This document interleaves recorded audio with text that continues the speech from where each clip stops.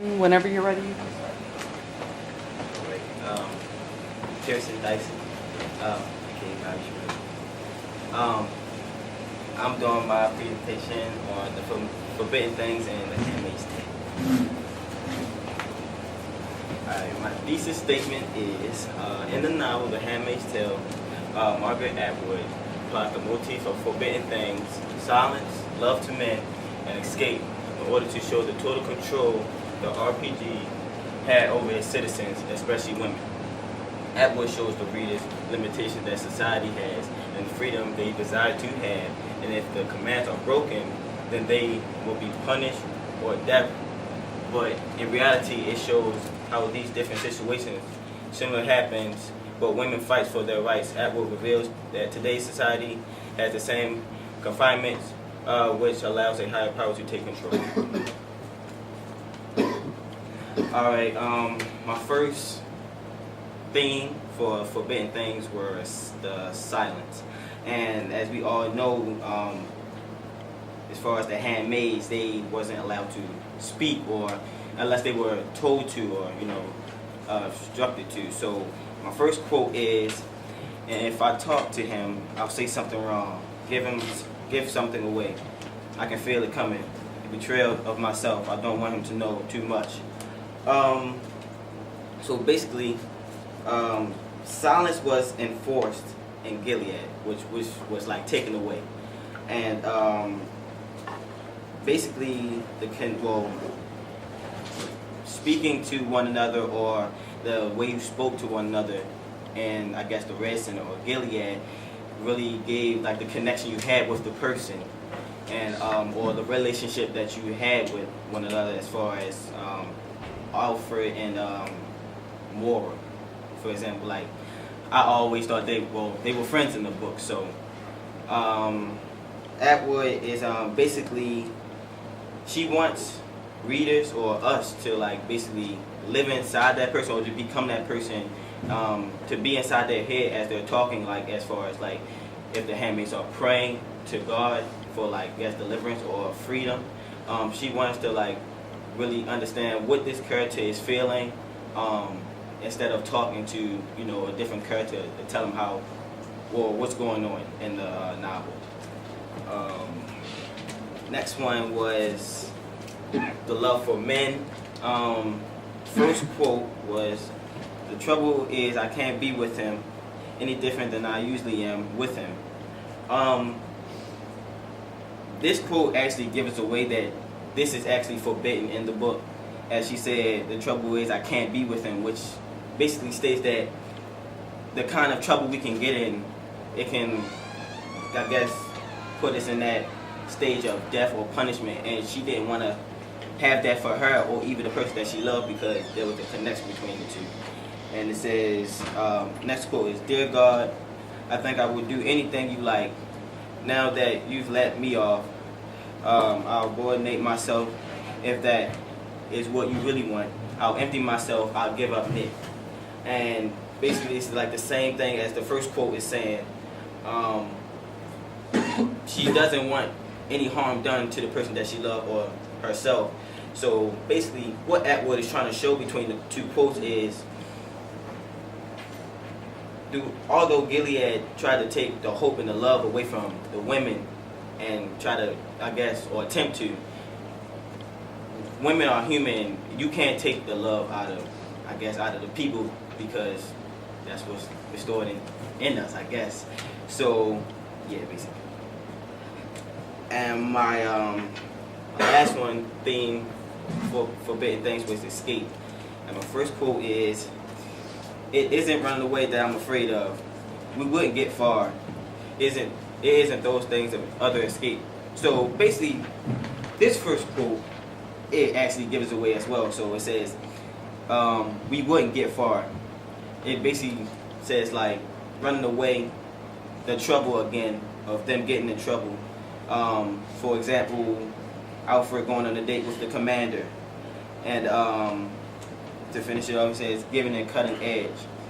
So it's another, again, the confinement, the forbidden things that you shouldn't do, but it's that risk taker. That well, she's a risk taker. That's what she's doing. And the second quote, Mora had power now. She's been set loose. She set herself loose. She was now a loose woman.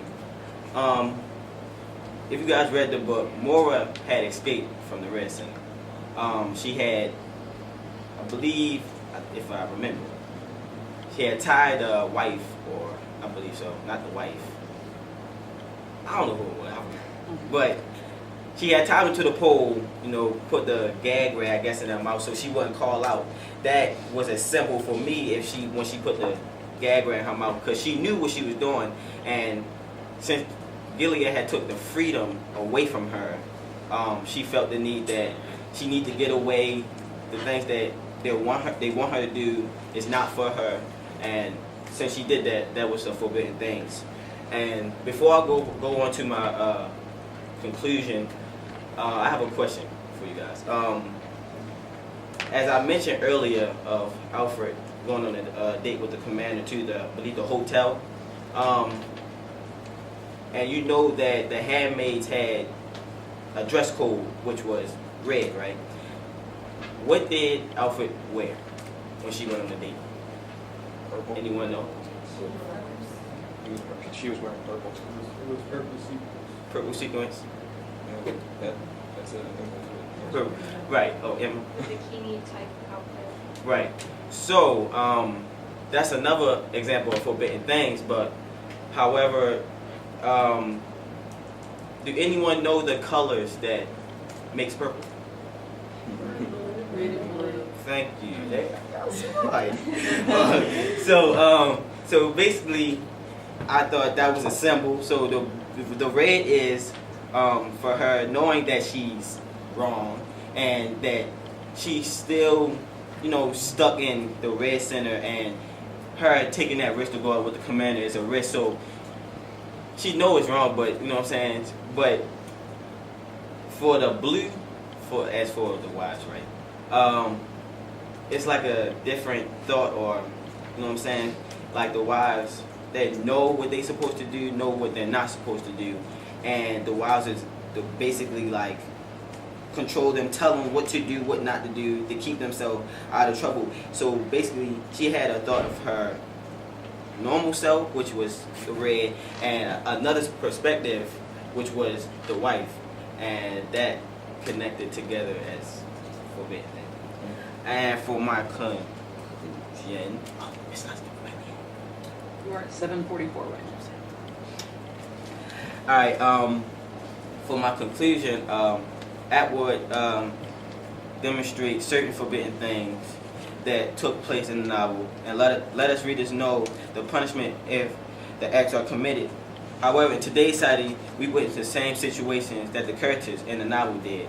So, previously in class, we had a debate on how women protested, against the rights that higher power had. I'm going to give the name Donald Trump. What they did was they fought for their rights, but the women in Gilead, the Red Center, they couldn't do that. So it's different, but basically, in today's society, we don't have a dress code. We don't have, you know what I'm saying? But women of Gilead did. So the difference is Gilead, or women of Gilead didn't have to. They couldn't fight for the rights. As far as at the salvaging, when Alfred refused to throw the pebble at one of the handmaids, that shows that it's still connection that she's still standing up for her rights, that it's wrong, and that's also a forbidden thing, as I spoke on before, was speaking out. That was that silence that she kept in a long time, but then she had the courage to speak out. And it's the same way today, women's rights are being taken away, but what are they doing? You know what I'm saying? They're going to the different places, locations, and protesting of what should be theirs and why things should be equal between every person or every individual in society. And let me say, the only difference is Only difference is women today can protest, as I said before, and speak out to get what they deserve in order to make the world a better place.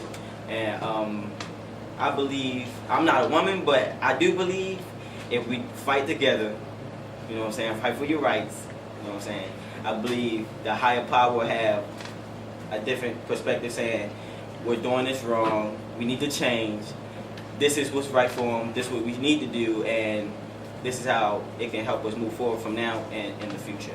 And that is my presentation.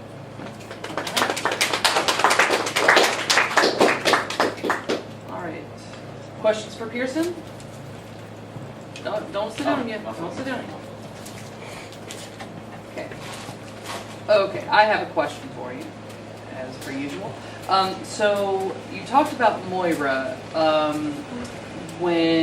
right before you started talking about Alfred and Jezebel's and the color purple. So my question to you is, so how does Moira fit into your argument? Because you say Atwood shows the readers the limitation that society has and the freedom they desire to have, and if commands are broken, then there would be punishment or death. So how does Moira show that idea? Because she sort of like she goes against the Republic of Gilead. How does what happens to her sort of fit into your thesis? So as I stated before, when she tried to escape, that was her way of showing that there's different kind of freedom. And basically for her is she was being held captive and she had to she wanted to be free. And basically being free was not being controlled by the higher power. And I thought that would connect it back to my thesis when it said the limitations of freedom, because as I said, the limitations of silence, of talking or reading or having love to men or anyone in the Republic of Gilead. So that's how I thought she fit in with my my theme of forbidden things and how she escaped. Okay. Any other questions? Okay. Platform one more time. It was 10 minutes, 25 seconds, Pierson.